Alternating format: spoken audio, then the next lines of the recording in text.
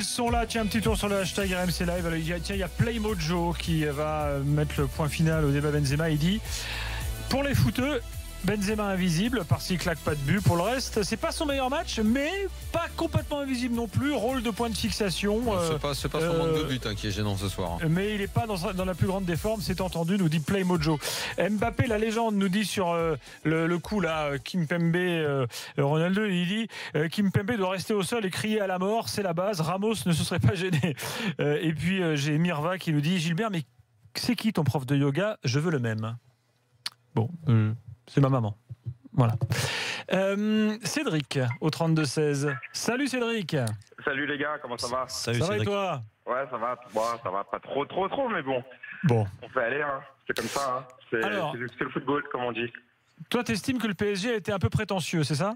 Alors moi, c'est plus en fait dans la préparation du match que j'ai trouvé un peu le PSG, je dirais tout le contexte en fait. Journalistes, supporters, joueurs. Tout confondu, je nous ai trouvé un peu prétentieux.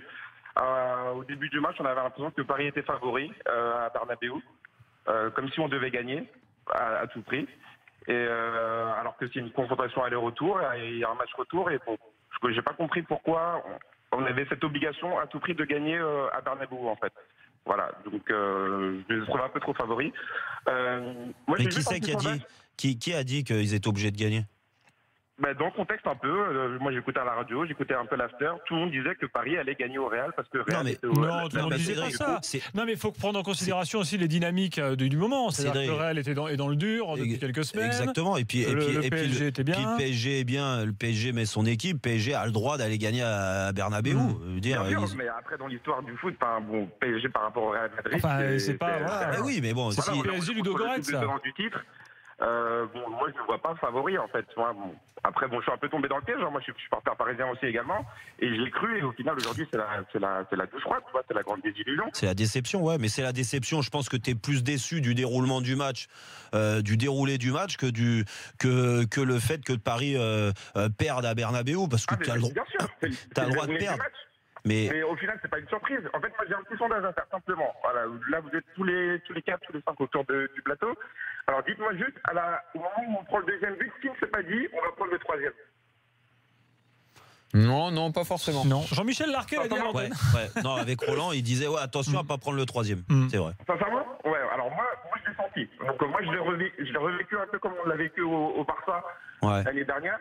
Et en fait, pour moi, c'est Emery qui me tue le match au moment où en fait il fait rentrer Meunier à la place de Cavani. Pas parce qu'il enlève Cavani de l'axe, et surtout parce qu'il enlève Mbappé du côté. Donc ça libère tout le couloir en fait pour Marcelo. Et ensuite, en plus, j'ai entendu un très beau commentaire où vous désignez Marcelo comme du match. Mais en fait, pour moi, il donne du match entre la 70e et la fin du match, en fait, tout simplement. Il est quand même bon, même en première mi-temps. Ouais. Cédric, merci en tout cas pour ton avis. Il nous reste 5 grosses minutes d'after, messieurs. Accueillons Philippe Auclair, parce qu'il y a un autre match ce soir. Liverpool a éclaté Porto. Porto 5-0. D'ailleurs, Nico Villas me signale que c'est la plus large défaite de Porto dans son histoire à domicile. Et moi, hier soir, je disais, une équipe de Sergio Conceição peut quand même pas se faire exploser par une autre équipe. Toi, le mec connu pour un peu une solidité. Je pense que quand tu dis il y avait un autre match ce soir, tu n'as pas dû regarder ce qui s'est passé à Porto parce qu'il n'y a pas eu de match en fait. Et ça s'est passé tellement rapidement. Non, je suis un petit peu taquin, mais ça m'a surpris parce qu'on savait que Porto avait d'une part quand même un passé européen qui est conséquent. T'es pas en 8e de finale par hasard. Leur forme en championnat du Portugal est absolument remarquable. Mais c'était dans la lignée de ce qu'on avait dit avant le match, quand on soulignait qu'il y avait dans cette équipe de Liverpool quelque chose de nouveau, qui était la capacité de gérer. C'est-à-dire que non seulement ils font très très mal quand ils contrent et quand ils attaquent, comme ils l'ont encore fait ce soir, mais il y a également beaucoup plus de sérénité dans le contrôle, le management des matchs. Et tu commences à voir également l'influence de Virgil van Dijk en défense centrale. Ça calme beaucoup le jeu. Et puis devant, c'est tout simplement magnifique, quoi. Sadio Mané marque un coup du chapeau ce soir. Ça va lui faire du bien. Ça va lui faire beaucoup de bien. Je suis tout à fait d'accord avec toi, Jérôme, parce qu'en fait, on l'a vu ensemble. Il n'est pas au mieux en ce moment. Il a fait un très bon début de saison, mais là, il était un petit peu moins bien. On a vu un très très bon James Milner en milieu de terrain. On a vu un Roberto Firmino, qui confirme toutes les semaines que c'est franchement un avant-centre qui est beaucoup plus qu'un simple buteur. Et puis Mo Salah qui nous qui nous signe un but d'équilibriste absolument merveilleux. Magnifique. Merveilleux. Hein. Ouais. Franchement, l'enchaînement est incroyable parce que c'est. Et tu vois, il y a un truc que j'adore, c'est que Mo Salah, c'est l'anti-joueur de PlayStation. C'est-à-dire que tous les gestes qu'il fait, même les plus spectaculaires. toi. Ouais, PlayStation, si tu préfères. C'est l'anti-joueur de PlayStation ou de FIFA 18, à savoir qu'il fait plein de choses spectaculaires, mais c'est toujours pour avoir un résultat. C'est pas pour faire un geste. Et là, quand tu vois sur ce match, je sais pas, sur ce but, avec le petit coup du sombrero, avec le jonglage derrière, tout ça, il y a un but. Un but, c'est le but. Non, et franchement, Liverpool était très impressionnant et Klopp était aux anges. Et ça continue, je ne sais pas combien de temps ça va continuer, mais ces clubs anglais continuent d'impressionner en Europe parce que mine de rien, ça en fait 2 qui sont déjà en quart, entre Manchester City et... Oui. Là, eux, c'est déjà réglé. Et puis Tottenham, ballottage, on va dire favorable, mais bon, on ne sait jamais. Oui, aussi. Mais ça en fait 2 qui sont là et puis qui sont bien là, et avec des victoires à l'extérieur plus que convaincantes. 9 buts de marqués, 0 encaissés. Toujours une seule défaite pour les clubs anglais depuis le début de la compétition. Chelsea contre la Roma. C'est incroyable. C'est vrai que là, en 2 soirs, ils marquent le territoire quand même. C'est leur année. Je l'ai dit dès le début de la saison. Mais c'est vrai que Daniel le disait et nous on le voit tous les week-ends. Mais on sent, il y a un truc.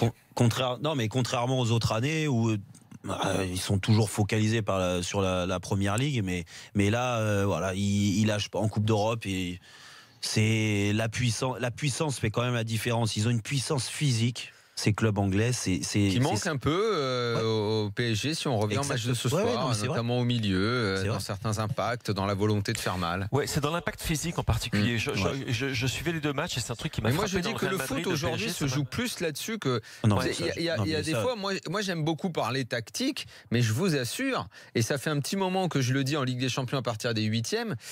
Toi, tu disais tout à l'heure que c'était contraire de PlayStation, mais en fait, c'est parce que tu joues pas. Parce que si tu jouais, je te promets que le foot se transforme beaucoup en ça. C'est beaucoup de rapports de force et moins de tactique, à part quand on parle vraiment de Guardiola. Mais pour le reste, c'est je mise tout sur un déséquilibre ou pas. Je suis efficace dans les duels en 1 contre 1. J'ai des joueurs qui me font la différence.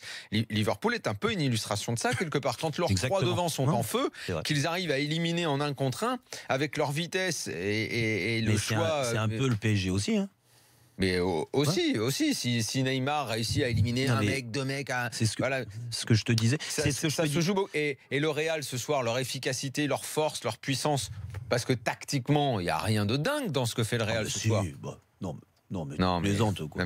Fred n'est plus là, c'est plus la peine de rigoler. Philippe, je rigole pas. Parce qu'il nous reste 1 minute 30. Aujourd'hui, c'est vraiment comme ça, beaucoup. Pas vraiment, mais je pense que je serais plutôt d'accord avec Daniel et Jérôme, en l'occurrence sur le coup, en sens que ce que je sens dans le football anglais depuis cette saison en particulier, c'est d'une part, tu vois la rencontre en fait entre l'apport tactique d'entraîneurs qui sont venus de l'étranger avec leurs connaissances, la montée d'une génération de joueurs du cru qui ont, je dirais, une intelligence du football différente de celle de leurs prédécesseurs, et en même temps, on maintient l'intensité et l'impact.